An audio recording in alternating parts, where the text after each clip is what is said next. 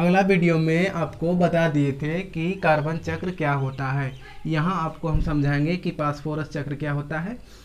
हाँ, 12th biology में आपको ये तो फास्फोरस चक्र, कार्बन चक्र, ये दोनों क्वेश्चन बैंक में पूछा गया है, इसको आप देख सकते हैं। तो कार्बन चक्र अगले वीडियो में आपको हम बता दिए थे, आज आपको हम बताएंगे फास्फोरस चक्र। तो कार्बन का बेसिकली जो बताए थे वो वायुमंडल में मिलते हैं हमारे श्वसन क्रिया द्वारा, फिर हमसे रिचेंजिंग हो जाते हैं। तो ये फास्फोरस बेसिकली ये वायुमंडल में या किसी चीज़ में नहीं पाए जाते हैं, ये पाए जाते हैं सबसे पहले ये पाया जाएगा चट्टानों में।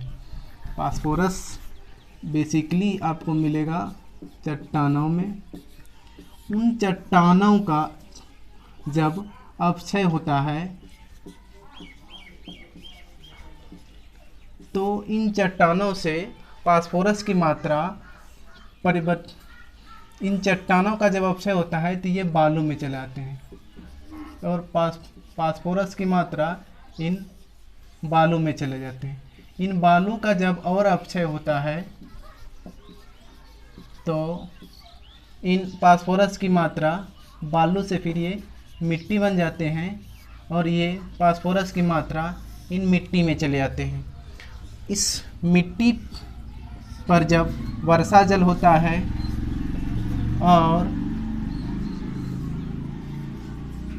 वर्षा जल के साथ फास्फोरस की मात्रा निकलकर नदी में, तालाबों में या झरनों में,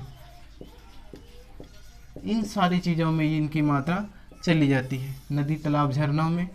और यहाँ से जब जल यानी कि पानी की मात्रा जब कहीं पे मृदा पे या किसी भूमि पे जाते हैं तो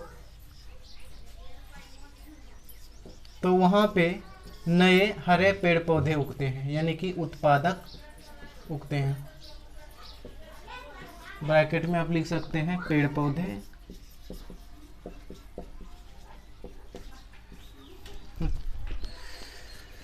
सबसे पहले फास्फोरस की मात्रा चट्टानों में था, चट्टानों का जब अपक्षय हुआ तो वह बालू में परिवर्तित हो गया। इन बालू का जब और अपक्षय हुआ तो वह मिट्टी में परिवर्तित हो गया। जब मिट्टी पे वर्षा जल आया तब वहाँ से फास्फोरस की मात्रा नदी में, तालाबों में या झरनों में चले जाते हैं। और फिर जल का जब बहाव होगा वहाँ से तो वह फिर भूमि पे कहीं पे आके फास्फोरस की मात्रा कुछ पड़े रहेंगे और उन भूमि पे पेड़ पौधे उगेंगे, यानी कि उत्पादक। और वहाँ से फास्फोरस की मात्रा चट्टान से बालू में, बालू से मिट्टी में, मिट्टी से नदी में, नदी से जल में, जल से भूमि पे, भूमि से फिर उन पे जो पेड़ पौधे उगेंगे फास्फोरस की मात्रा उन पेड़ पौधे में चले जाते हैं। अब उन पेड़ पौधों के खाने वाले प्राथमिक उपभोक्ता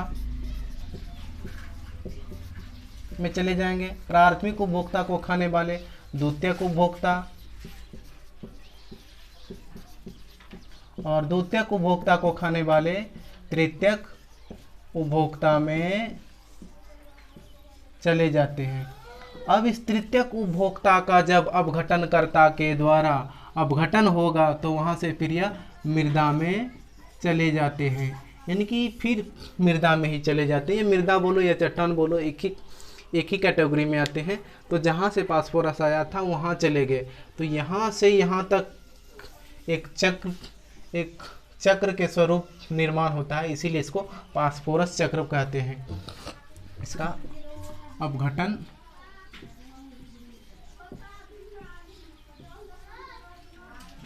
होगा और यह मिट्टी में परिवर्तित हो जाएगी। तो ये था आपका फास्फोरस चक्र। चट्टान का अपक्षय, अपक्षय से बालू, बालू का फिर अपक्षय हुआ और वहाँ से मिट्टी बन गए। मिट्टी में जब फिर वर्षा जल के साथ वह नदी, तालाब, झरने में चले आए और वहाँ से फिर जल के द्वारा वह भूमि पे कहीं आके पड़े रहेंगे और उन भूमि पे जब उत्पादक यानी कि हरे पेड़ पौधे के रूप में जन्म लेते हैं तो उन पेड़ पौधे में चले जाते हैं और उन पेड़ पौधे को खाने वाले प्राथमिक उपभोक्ता में चले जाएंगे, फिर प्राथमिक उपभोक्ता से द्वितीयक उपभोक्ता में और द्वितीयक उपभोक्ता से तृतीयक उपभोक्ता में। तो चट्टान से बालू में फास्फोरस गया, फिर मिट्टी में, फिर नदी तालाब में, फिर उस नदी तालाब का जल अगर कहीं जाके भूमि पे पड़ेगा तो फास्फोरस की मात्रा भूमि में चले जाएंगे। उस भूमि पे जब पेड़ पौधे उगेंगे तो उन पेड़ पौधे में चले जाएंगे। उनको जब प्राथमिक उपभोक्ता खाएंगे तो उसमें चले जाएंगे, उसको जब द्वितीयक उपभोक्ता खाएंगे उसके शरीर में चले जाएंगे, फिर तृतीयक उपभोक्ता के शरीर में चले जाएंगे, और जब इसकी मृत्यु होगा और मृत्यु होने के बाद फिर अपघटनकर्ता के द्वारा इसका फास्फोरस की मात्रा फिर से मिट्टी में चले जाएंगे।